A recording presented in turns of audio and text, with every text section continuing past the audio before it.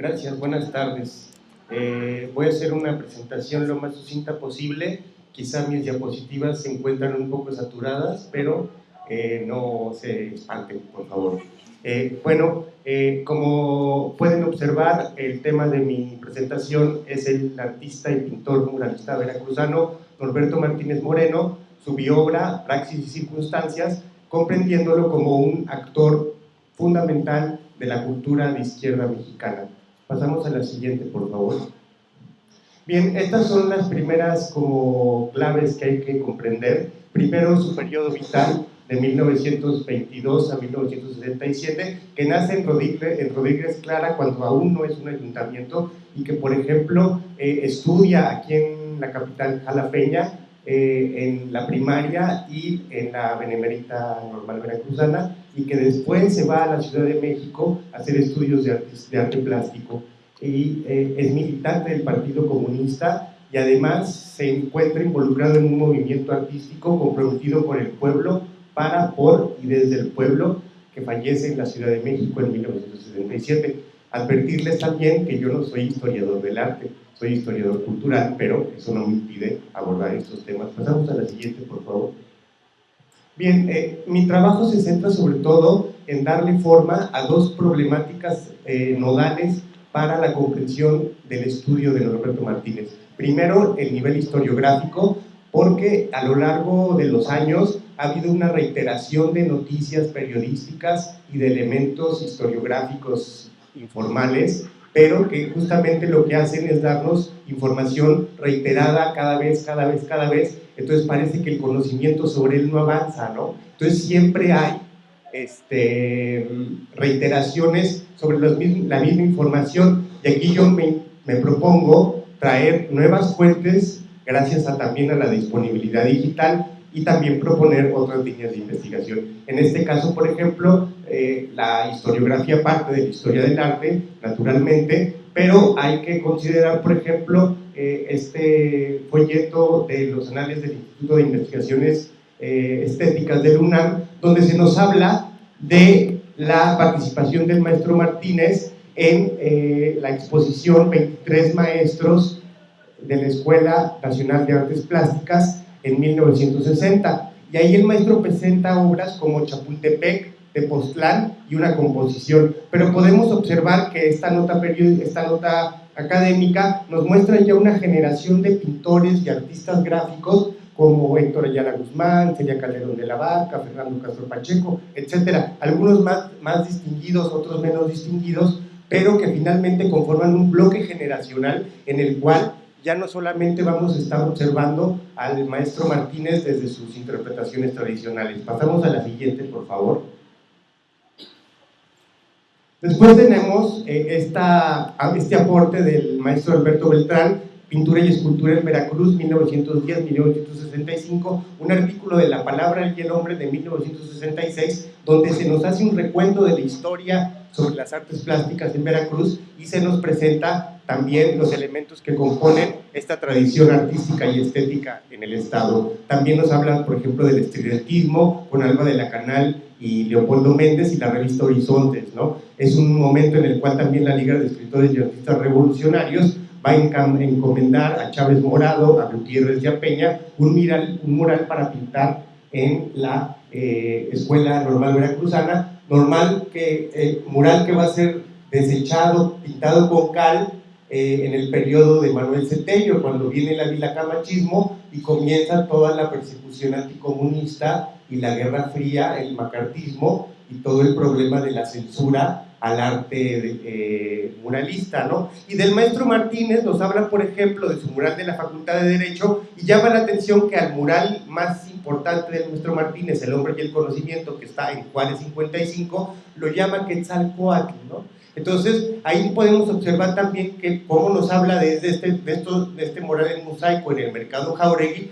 que vamos al Mercado Jáuregui, preguntamos a los locatarios y nadie sabe dónde están los murales del maestro Martínez, no lo saben, y uno voltea a observar los muros altos y ahí están esos murales, ¿no? Entonces, también nos habla, por ejemplo, de la fundación del Taller de Artes Plásticas de la Universidad Veracruzana en 1962, donde el maestro Martínez es parte también de un grupo, otro nivel generacional, en el cual encontramos pues también a Mario Orozco Rivera, al maestro Pérez, a la maestra Solano, a Takahashi, o sea, una serie de actores que van a consolidar el proyecto de una educación artística plástica, ¿no? Estoy siendo muy generalizado, pero es más o menos lo que nos proporciona el maestro Beltrán. Y después tenemos esta nota muy peculiar de Carlos Antonio Castro de 1982, donde nos hace una síntesis muy emotiva que combina elementos personales, que combina elementos profesionales, que combina su educación en Jalapa primera, después su formación en San Carlos,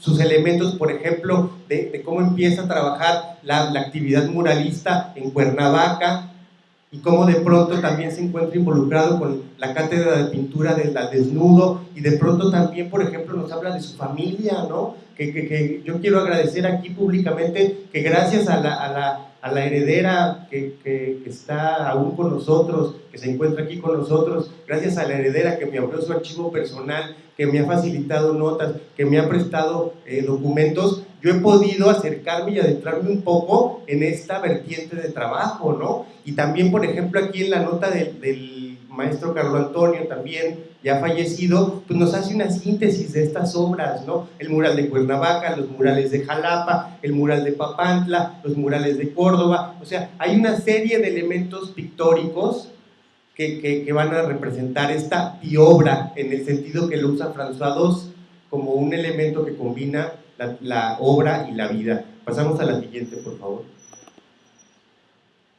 Bien, aquí tenemos también la historiografía más reciente. Tenemos un autor, Cuevas Olascuaga, que nos habla de la lectura crítica del patrimonio cultural edificado en el estado de Morelos, y justamente nos habla de la importancia del rescate del patrimonio cultural en un contexto que para nosotros, visto como, si solo vemos a Norberto Martínez como un muralista veracruzano, caemos en el error de no identificar su importancia en un contexto como el de Morelos, ¿no? Entonces este autor nos habla, necesitamos rescatar el patrimonio cultural del estado de Morelos, y entre ese patrimonio se encuentran los murales del maestro Martínez Moreno en la Universidad Pública Miguel Salinas de la capital de Cuernavaca. Y también tenemos ahí un comentario más bien testimonial de un autor contemporáneo que es Arteaga Nava, que nos habla de cómo lo conoció cuando él estaba haciendo esa pintura mural en Morelos, ¿no? Y que no le pagaban y que no le postergaban los trabajos, le postergaban los sueldos, no tenía ayudantes, hacía todo él solo, o sea, y de pronto nos encontramos con un Norberto Martínez de filiación izquierdista, pro-republicano español, entonces, bueno, ya quizá ahora me extendí mucho, pero también hablar de su participación en el...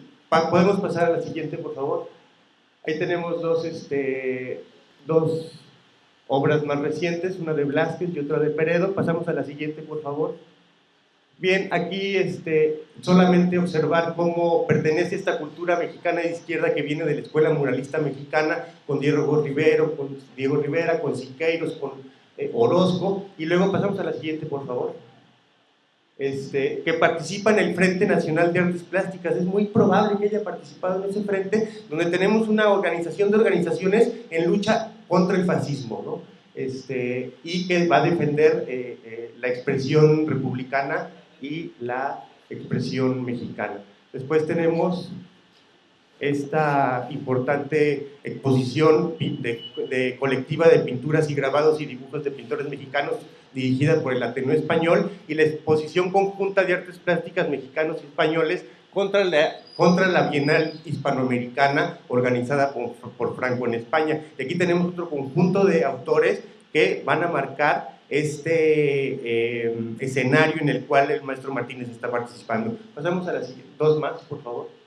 Bien, ahí tenemos también como en el año 55 es candidato a diputado federal por el PCM, y aquí ya vemos cómo está plasmada una ausencia en la historiografía respecto a su dimensión política y su participación en los movimientos sociales. Pasamos a la siguiente, ya la última, por favor. Quisiera cerrar aquí el trabajo con 3 preguntas, ¿no? Mi trabajo termina con 3 preguntas. ¿Cómo su formación en San Carlos, después de la generación de 1929, que buscó la autonomía de la universidad y plasmó en Ciudad Universitaria los monumentos murales que la acompañan, ¿cuál fue esa formación? Luego otra pregunta, ¿qué participación directa tuvo en el movimiento comunista mexicano desde la célula de los pintores? ¿Cuándo entra al Partido Comunista? ¿Cómo se rola con ellos?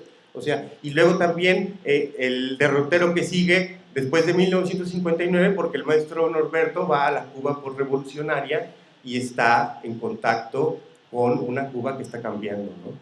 Y tiene toda una obra gráfica sobre tema cubano, ¿no? Entonces, un poco como pensando en estas ideas. Muchas gracias.